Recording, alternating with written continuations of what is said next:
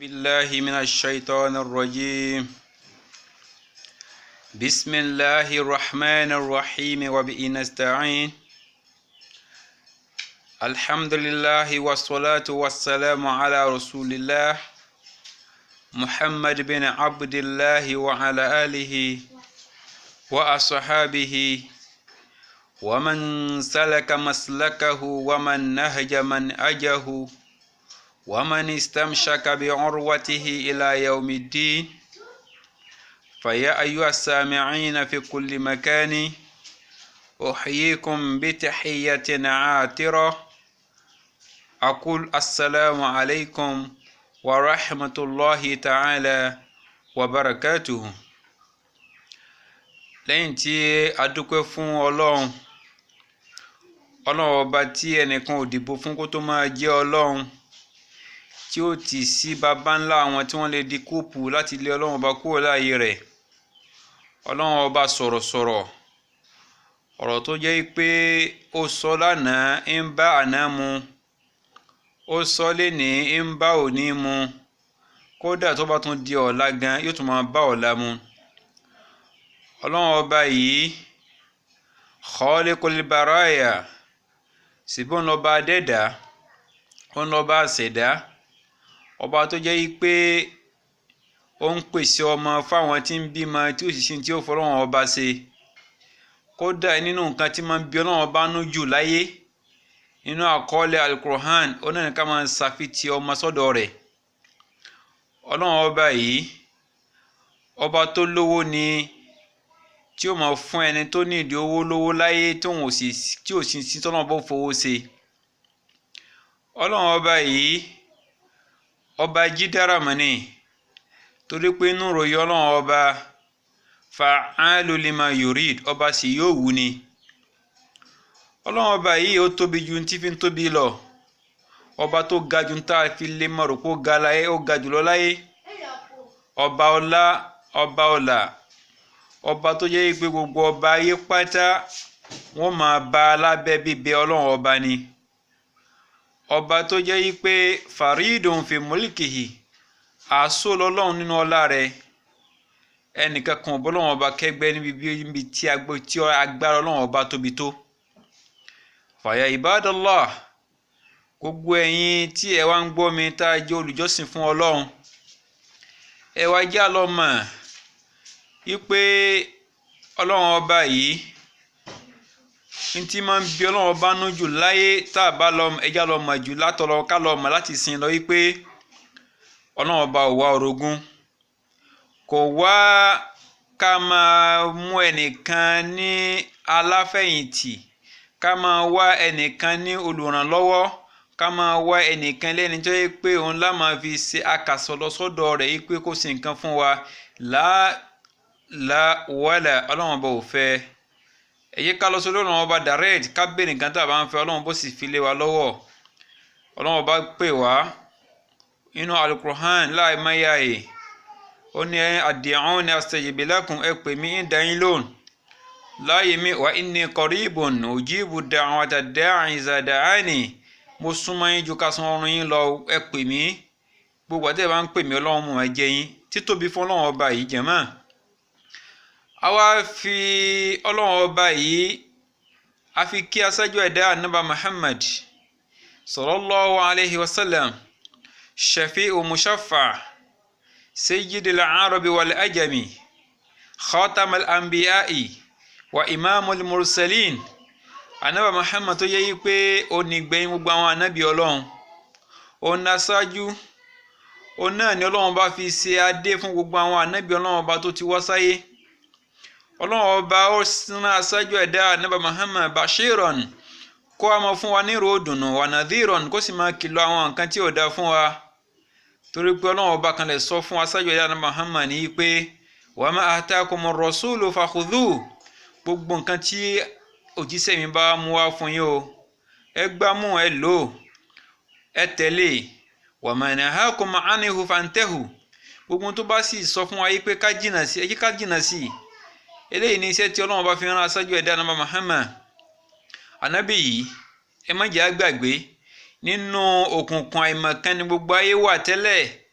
lakin jaha rasulullah òjíṣẹ́ Ọlọ́run ọba dé o fa ankadana ó wá là wá min dhulmatil jahli níbi òkùnkùn àìmọ̀kan wà yìí ila nuril ilmi ó wá fi wá sínú mọ́lẹ̀ mímọ́. Allahu akbar. Muhammadu rasulullah. Muhammadu tí à ń ròyìn yìí òjíṣẹ́ Ọlọ́run ọba ni. Ànábì wa Muhammad ó wá láti wá yọ wá kúrò nínú ọ̀fìn ayé, ó wá láti wá yọ wá kúrò nínú nǹkan tó lè kó wa jìyà níwájú Ọlọ́run jọ́ gbé dàlkìyàmà. Ọlọ́run ọba ó rán aṣáájú ẹ̀dá Muhammad kó wá máa ṣe kíni, kó máa tọ́ wa sọ́nà, kó máa fi ọ̀nà tó tọ́ siratal mustaqim, the right path, kán bí wá júwe rẹ̀ fún wa.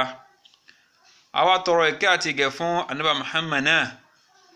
Látara bẹ́ẹ̀ a kí gbogbo àwọn tí à ń tẹ́tí gbọ́rọ̀ yìí lọ́kùnrin lóbìnrin lọ́mọdé lágbà yìí pé ìkẹ́ Ọlọ́run, ọlá Ọlọ́run àti ọrọ̀ àyẹ́jẹ́ tọ́lọ́run kó máa bá gbogbo àwọn olùgbọ́ wa pátá. Ẹ̀rí nǹkan tí mo fẹ́ pè wá sákèsí rẹ̀ sí gẹ́gẹ́ bí a sì máa ń sọ ní ẹ̀kọ́ kan, mo fẹ́ ká lọ mọ̀ yìí pé Ọlọ́run bá júwe nǹkan kan fún wa nínú Al-Qur'an tó sì jẹ́ pé òun ló yẹ ká mú lọ́kùnkúndùn jù nínú gbogbo ìgbésí ayé wa. Àtàárọ̀ wa, àtọ̀sán wa, àtàlẹ́ wa, àtòru wa, kò sí nǹkan tó yẹ ká máa fi ṣe ju nǹkan tí mo fẹ́ júwe fún wa lọ. Kí ni nǹkan náà? Ọlọ́run bá ní wa ma khalaqtul jinna wal insa illa liya'budun. Ọlọ́run torí nǹkan méjì dá àwọn àlìjànú, bẹ́ẹ̀ sì ni àwọn ènìyàn tí ń bẹ láyé wọn ò torí nǹkan méjì dá wọn illa liya'budun, tí kò bá ṣe pé kó máa jọ́sìn fún Ọlọ́run ọba. Wa mal ibada. Tá bá ń sọ̀rọ̀ nípa ìjọsìn, kí là ń pè ní ìjọsìn gan? Sí ìjọsìn ni ká máa kírun, ìjọsìn ni ká máa gbààwẹ̀, ìjọsìn ni ká máa yọ zaka, ìjọsìn ni ká máa lọ sí hajj. Kí là ń pè ní ìjọsìn gan? Al-ibada. Àkọ́kọ́ ká tó lè máa sọ̀rọ̀ nípa gbogbo àwọn arkanul Islam, orígun ẹ̀sìn Islam tí mo là kalẹ̀ yìí, nǹkan kan wà tó jẹ́ àkọ́kọ́, tó jẹ́ nǹkan àkọ́kọ́ tá a gbọ́dọ̀ ní síwájú ká tó máa sọ pé a máa jọ́sìn fọ́lọ́run. Kí ni nǹkan náà jàmá? Nǹkan náà là ń pè wa huwa tawhidu lillah, ìmọ̀ Ọlọ́run ọba lọ́kan ṣoṣo. Al-ikhlasu lillah, kí ọkàn wa, àníyàn wa kó mọ́ nípa ọ̀rọ̀ Ọlọ́run pé innama ilahukum ilahun wahid. Ká gbà nípa tá à ń pè ní at-tawhidu al-uluhiyya, ìmọ̀ Ọlọ́run ọba ní ọ̀kan ṣoṣo. Ká gbà ìpè Ọlọ́run ọba yìí ọ̀kan ni, àṣọ ni, oníṣètò gbogbo tí ń bẹ láyé, òun ló dáyé, òun ni a máa jọ́sìn fún nípa ìjọsìn. Gbogbo ìjọsìn wa ọ̀dọ̀ ẹ̀ la máa ṣàfitì rẹ̀ sí. Hadha naw'un 'adhimun wa 'adhimun min anwa'il at-tawhid. Abala kan lélẹ́yìn nínú abala yìí pé èèyàn ní tawhidu síwájú kí ìjọsìn tó dé. Bákan náà, inú nǹkan tá a gbọ́dọ̀ ní máa ń pa rẹ̀ síwájú ká tó ní máa ní a máa ṣe ìbádà tó jẹ́ ẹ̀ka kejì nínú ẹ̀ka at-tawhidu, ó náà ní at-tawhidu ar-rububiyya. Ó náà ní ìmọ̀ Ọlọ́run lọ́kan ṣoṣo nípa yìí pé òní ń rè wá, òní ń tọ́jú wa, jíjẹ, múmu, níná wa, lílo ìgbọ́bùkátà wa kò sí lọ́dọ̀ ẹnìkankan, ọ̀dọ̀ Ọlọ́run ọba ló wà. Kò sẹ́ni tó jẹ́ kó máa rọrùn fún wa, kò sẹ́ni tí ń sọ̀kalẹ̀ fún wa tó kọjá Ọlọ́run ọba Allah.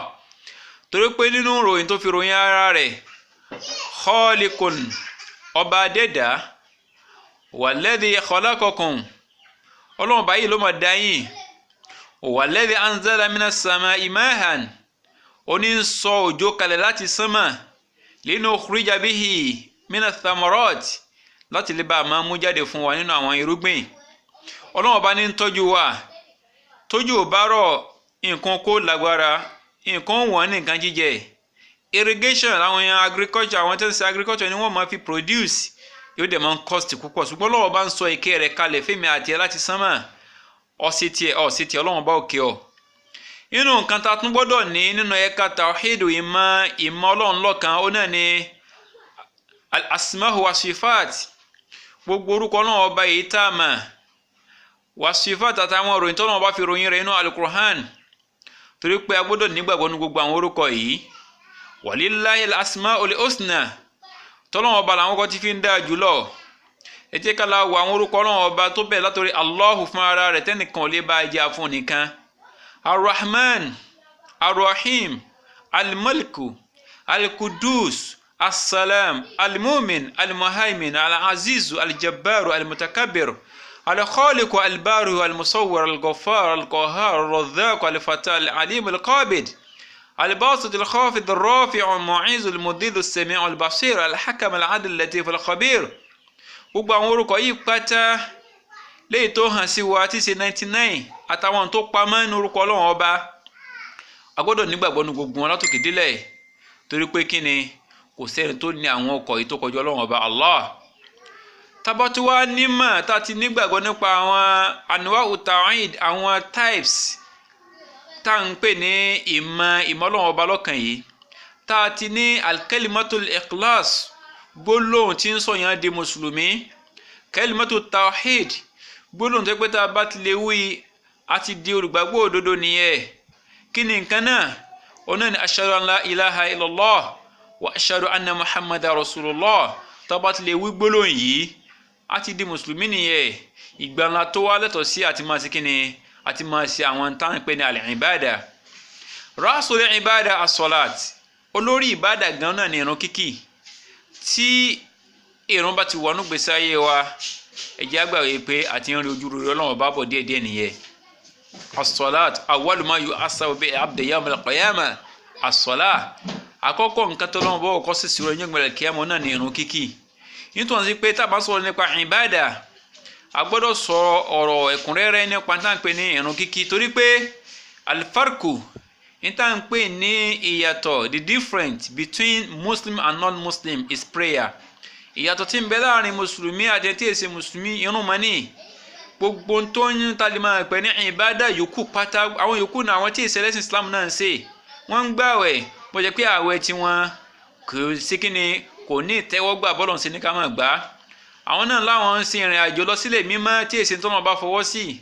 bẹ́ẹ̀ sì ni àwọn náà láwọn máa wọ́n yọ ìdámẹ́wàá táwọn náà ń pè ní tá ń dà pé tá láwọn yọ zaka àwọn yọ sadaka tí ò sì ní ẹ̀rí tí ò ní ìbá tí ò ní backup níwájú Ọlọ́run ọba. àwọn náà ṣe wọn kan tí ó lè fi ṣàfijọ́ rẹ̀ síra wọn. lakinna al-ibadatu al-haqiqiyya wa hiya salat. ṣùgbọ́n ìbádà tó jẹ́ ojúlówó tá a lè fi differentiate between us and them òun náà ní kí ni o ìrun kíkí o. as-salatu ó ṣe pàtàkì nínú nǹkan tí a fẹ́ bára wa sọ lè nìyẹn. ẹ jẹ́ ká lọ ní al-ibada nínú gbèsè ayé wa hiya as-salat. Ọlọ́run bá yóò sin lọ́rùn fẹ́ni kọ̀ọ̀kan wa.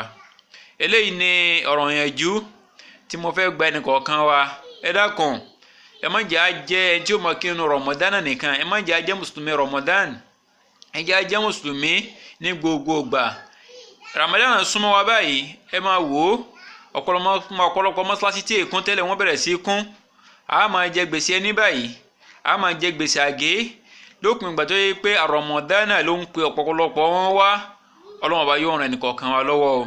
Islam ti ń bẹ lọ́wọ́ wa tá à ń ṣe Ọlọ́run yìí ó dé àní tí ó ṣẹlẹ̀ sí wa tá a fi ní ṣe Islam Ọlọ́run yìí kó tó sẹ́ni kọ̀ọ̀kan wa. ìwọ̀nba ìgbìyànjú wa ẹ dákun jẹ́ ká lékún sí Ọlọ́run lékún gbìyànjú ẹnìkọ̀ọ̀kan wa.